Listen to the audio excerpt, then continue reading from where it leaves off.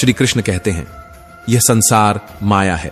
रंग, रूप, रिश्ते, सत्ता सब क्षणभंगुर। जो इसे वास्तविक मान बैठे हैं वे भ्रम में जी रहे हैं।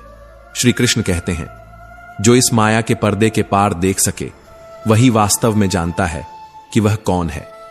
माया वो सपना है जिसमें हम जागते हुए भी सोए रहते हैं, और जो इस स्वप्न से जाग गया वही सच्चा ज्ञानी है। उत्साह वह ऊर्जा है जो असंभव को भी झुका सकती है।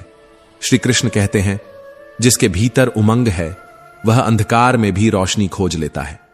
हार कर बैठ जाना सहज है, लेकिन हार कर फिर उठ जाना वही सच्ची जीत है।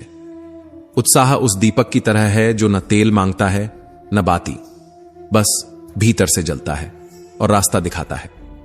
गुरु वो दर्पण है जिसमें शिष्य खुद को देख सकता है और स्वयं को पहचान सकता है। श्री कृष्ण कहते हैं, सच्चा गुरु केवल शिक्षा नहीं देता, वह जीवन को दिशा देता है। गुरु के चरणों में बैठना ज्ञान पाने से पहले विनम्रता पाना है, और जिसने यह विनम्रता सीख ली उसे न केवल शिक्षा बल्कि मोक्ष का भी मार्ग मिल जाता है। श्री कृष्ण के उपदेश जीवन की उन गहराइयों से निकले हैं जहां केवल शब्द नहीं अनुभव बोलते हैं। उनका हर विचार एक दीप है जो भटकती आत्मा को राह दिखाता है। यदि हम उनके विचारों को अपने जीवन में उतार लें तो यह जीवन केवल जीवन नहीं रहेगा, यह साधना बन जाएगा। फिर न हमें शांति बाहर ढूंढनी पड़ेगी, न मोक्ष मृत्यु के बाद। सब यहीं अभी भीतर मिलेगा। सत्य का मार्ग अकेला हो सकता है, कठिन हो सकता है, लेकिन वह हमेशा रोशन होता है। श्री कृष्ण कहते हैं, सत्य ईश्वर का ही रूप है, और ईमानदारी केवल दुनिया को दिखाने के लिए नहीं, स्वयं को देखने के लिए होती है। जो अपने विचारों में, अपने कर्मों में ईमानदार है वह न झुकता है न टूटता है। मोक्ष कोई दूर की अवस्था नहीं, वह मन की वह स्थिति है जहां कोई इच्छा बाकी नहीं रहती। श्री कृष्ण कहते हैं, जिसने अपने मन को वश में कर लिया वह जीते जी मुक्त हो गया। ये मुक्त होने की प्रक्रिया बाहर से नहीं आती, ये भीतर से प्रकट होती है। जब मन मौन हो जाए और आत्मा मुस्कुराने लगे तभी समझो तुमने मोक्ष को छू लिया।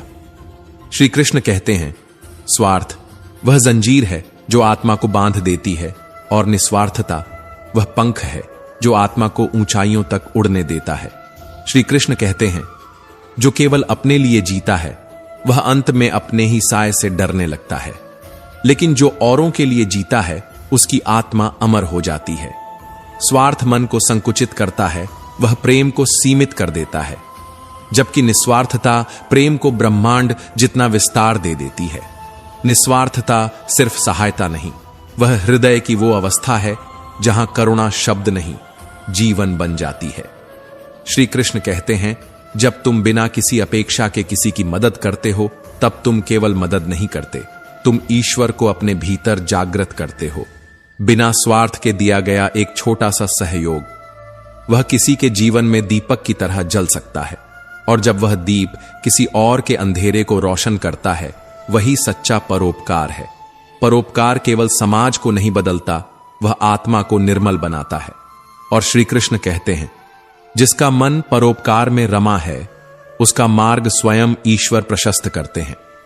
जिसने दूसरों के लिए कुछ किया वह कभी अकेला नहीं रहता, क्योंकि ईश्वर हर निस्वार्थ हृदय में वास करते हैं। मनुष्य का संकल्प वह अदृश्य अस्त्र है जिससे वह असंभव पर विजय प्राप्त कर सकता है। श्री कृष्ण कहते हैं, अगर तुम सच्चे मन से ठान लो तो ब्रह्मांड की सारी शक्तियां तुम्हारी राह बनाने में जुट जाएंगी। हर महान कार्य की शुरुआत केवल एक संकल्प से होती है, लेकिन जब वह संकल्प आत्मा से निकलता है तब कोई भी शक्ति उसे रोक नहीं सकती। दृढ़ संकल्प वाला मनुष्य वही होता है जो अपने डर से आगे बढ़ता है, जो कठिनाइयों को चुनौती नहीं अवसर मानता है। और श्री कृष्ण कहते हैं, जिसने अपने मन को एक लक्ष्य पर केंद्रित कर लिया उसके लिए कुछ भी असंभव नहीं। सुख और दुख ये जीवन के दो पहिए हैं जिन पर समय की रथ चलती है। श्री कृष्ण कहते हैं, सुख में मत इतराओ, दुख में मत घबराओ, क्योंकि समय का चक्र कभी स्थिर नहीं रहता। जो आज है वो कल नहीं रहेगा, और जो चला गया है वो सबक बनकर लौटेगा। इसलिए अहंकार में खुद को मत खो, और पीड़ा में खुद को मत तोड़ो। जीवन का असली सार तो उस स्थिरता में है जो हर स्थिति में मुस्कुराना जानती है। त्याग वह बल है जो भोग से भी बड़ा सुख देता है। श्री कृष्ण कहते हैं, त्याग यह नहीं कि तुम जीवन का आनंद छोड़ दो, बल्कि यह कि तुम उस आनंद के दास न बनो। भोग वहीं मधुर लगता है जहां त्याग की समझ होती है, क्योंकि जिसने पाने की लालसा छोड़ दी वह सबसे अधिक पा गया। जब हम किसी वस्तु, संबंध या सुख के प्रति आवश्यकता से अधिक आसक्त हो जाते हैं तो वही हमारी सबसे बड़ी पीड़ा बन जाती है। श्री कृष्ण कहते हैं, जो त्याग की कला जान गया उसने स्वतंत्रता का असली अर्थ जान लिया। त्याग वो राह है जो आत्मा को मुक्त करती है और वहीं असली सुख है। शक्ति केवल बाहरी नहीं होती, असली शक्ति वो है जो भीतर खामोशी से उफनती है। श्री कृष्ण कहते हैं, शक्तिशाली वह नहीं जो शत्रु को हराए, बल्कि वह है जो अपने भीतर की वासना, क्रोध और भय को जीत ले।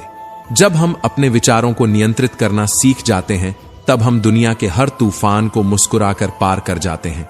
मन पर विजय ही आत्मा की सच्ची जीत है। न्याय वह केवल नियमों से नहीं चलता, वह आत्मा की गहराई से निकलता है। श्री कृष्ण कहते हैं, कर्तव्य से विमुख होना भी एक प्रकार का अन्याय है।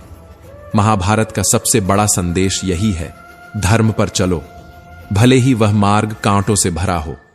अर्जुन को भी यही सिखाया गया कि न्याय का अर्थ केवल जीत नहीं, बल्कि धर्म के प्रति निष्ठा है। और जब तुम अपने कर्म को अपने कर्तव्य समझकर निभाते हो तो वही कर्म पूजा बन जाता है। श्री कृष्ण कहते हैं, जब माता पिता अपने बच्चों को हर इच्छा से पहले वस्तुएं देने लगते हैं तो वे समझते हैं कि वे उन्हें खुश कर रहे हैं, लेकिन अनजाने में वे उन्हें कमजोर बना रहे होते हैं। क्योंकि जब कोई बच्चा बिना संघर्ष के सब कुछ पा जाता है तो वह भविष्य की कठिनाइयों में टूटने लगता है और फिर वह शिकायत करता है जिंदगी से, दुनिया से और अंततः खुद से। हर प्रेम की एक मर्यादा होती है। अगर किसी छोटे पौधे को दिन में 6 बार पानी दो तो वह तेजी से नहीं बल्कि धीरे धीरे गलकर खत्म हो जाएगा। जरूरत से ज्यादा दिया गया प्रेम अक्सर अभाव से भी अधिक घातक हो जाता है। और यही भूल हम करते हैं जब हम सोचते हैं कि ज्यादा देना आचरण सच्चा प्रेम। हर चीज में संतुलन, यही जीवन का मूल है। श्री कृष्ण कहते हैं, संयम वह दीपक है जो आत्मा को अंधकार में भी जलाए रखता है। आज भाई का रिश्ता जो संकट में साथ निभाने के लिए रचा गया था, वह संपत्ति बांटने की संधि बनकर रह गया है। जहां दिलों का बंटवारा शुरू होता है वहां संबंध जीवित नहीं रहते, केवल औपचारिकताएं बचती हैं।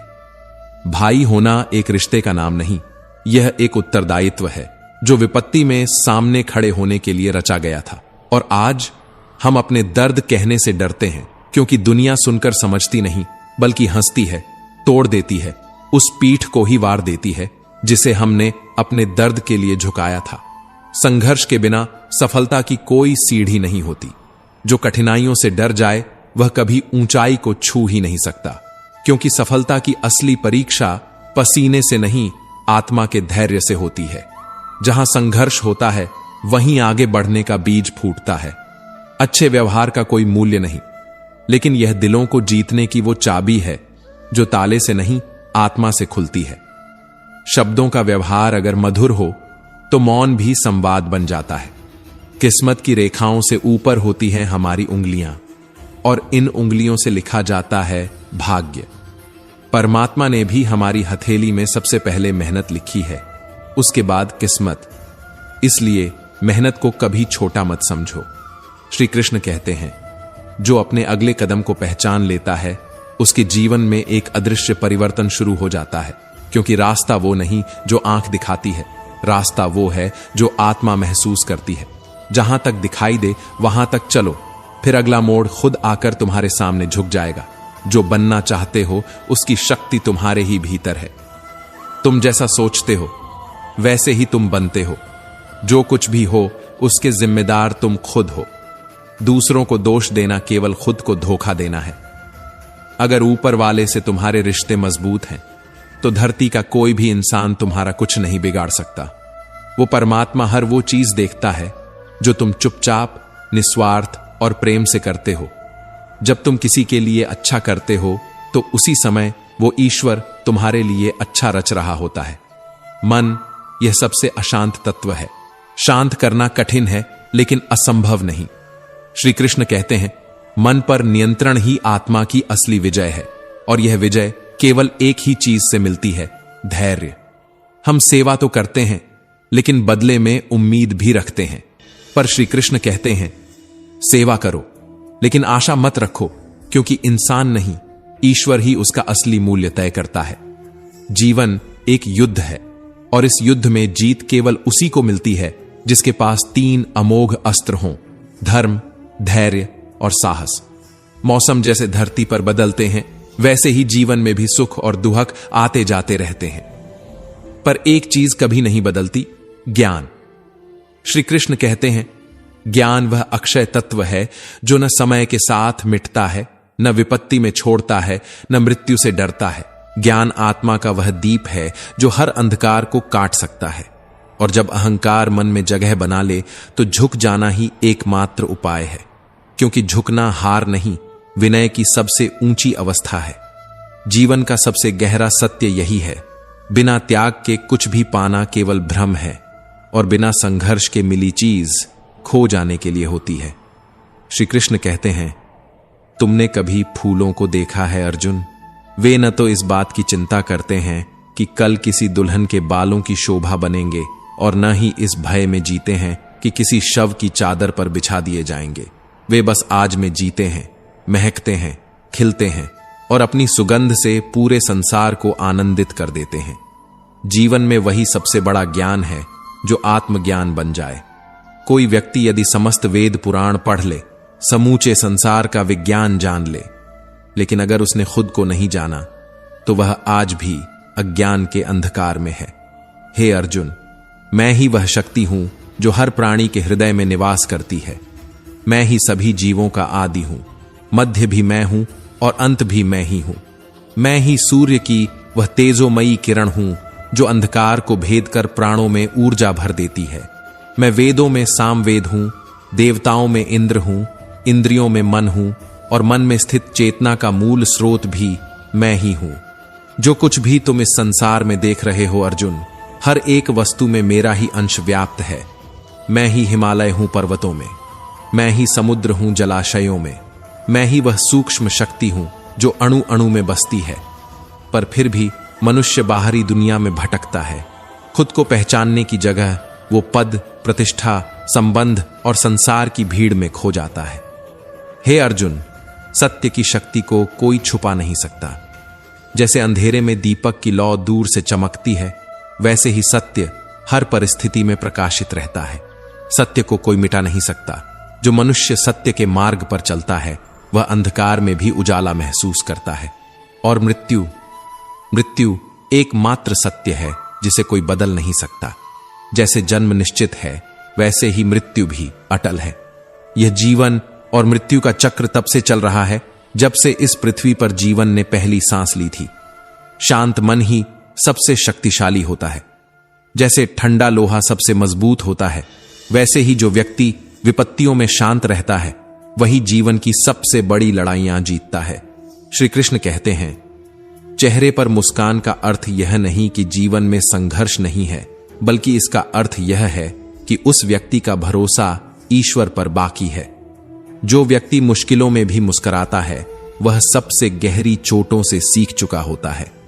यदि कोई तुम्हें ठुकरा दे तो दुखी मत होना, क्योंकि वे तुम्हारी असली कीमत नहीं पहचान पाए। दुनिया अक्सर उन चीजों को ठुकरा देती है जिनकी असली चमक उन्होंने कभी महसूस ही नहीं की। और याद रखना, जो रिश्ता तुम्हें रुला दे उससे गहरा कोई रिश्ता नहीं होता, और जो रिश्ता तुम्हें रोता हुआ छोड़ दे उससे कमजोर कोई रिश्ता भी नहीं होता। जो खो गया उसका शोक मत करो, और जो पाया है उसे कभी कम मत समझो, क्योंकि वह भी तुम्हारी तपस्या का ही फल है। जीवन में अगर कुछ बड़ा करना है तो 2 चीजों को कभी मत भूलो, ईश्वर पर विश्वास और अपने आप पर भरोसा। कृष्ण कहते हैं, कभी यह मत सोचो कि ईश्वर चुप है, वह तब भी काम कर रहा होता है जब वह मौन होता है।